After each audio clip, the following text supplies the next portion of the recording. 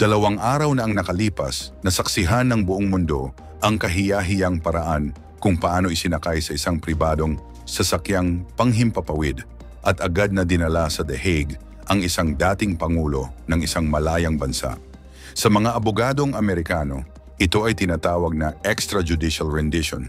Ngunit para sa mga hindi bihasa sa batas, ito ay walang iba kundi isang simpleng kaso ng pagdukot.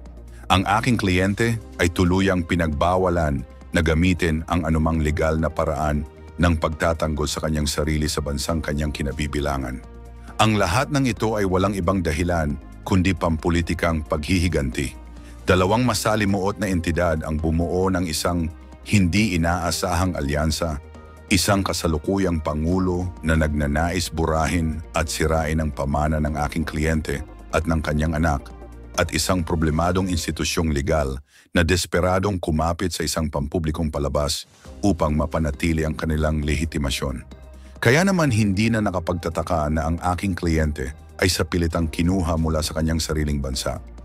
Ang mga pribadong eroplanong ginagamit ng ICC ay hindi basta na lang lumilitaw mula sa kawalan. Ang eroplanong sumundo sa aking kliyente ay malinaw na pinlano at inayos ng maaga.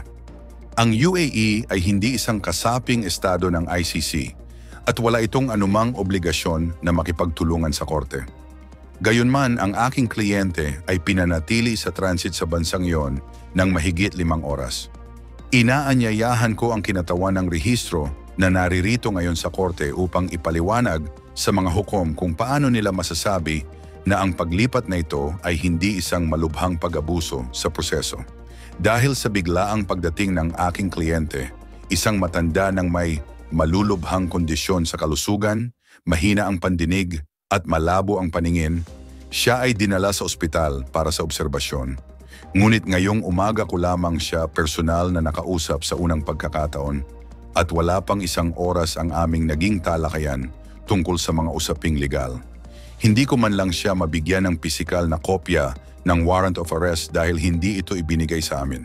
Hindi ko rin naipaliwanag sa kanya kung ano ang eksaktong hiniling ng prosekusyon upang maglabas ng warrant of arrest dahil ang korte lamang kagabi ang nagbigay ng isang redacted na bersyon ng nasabing kahilingan. Maliban sa pagkilala sa kanyang sarili, ang aking kliyente ay walang kakayahang makapagbigay ng anumang ambag sa pagdinig na ito. Higit sa lahat, hindi niya kayang sabihin sa inyo na siya ay opisyal na naipaalam tungkol sa mga kasong nakapaloob sa warrant of arrest. Dahil dito, inuulit ko ang aking magalang na kahilingan na tinanggihan ngayong umaga na ipagpaliban ang substantibong bahagi ng pagdinig na ito sa susunod na linggo. Sa ganoong paraan, magkakaroon ako ng sapat na oras upang ipaliwanag sa aking kliyente kung ano ang isang confirmation hearing, ano ang kahulugan ng disclosure, at paano sinasabi ng prosekusyon na siya ay may kinalaman sa mga sinasabing krimen. Maraming salamat sa atensyon ng korte. Malungkot kong ipinaalam na wala akong pahintulot mula sa aking kliyente upang ipagpatuloy pa ang aking pahayag sa araw na ito. Maraming salamat.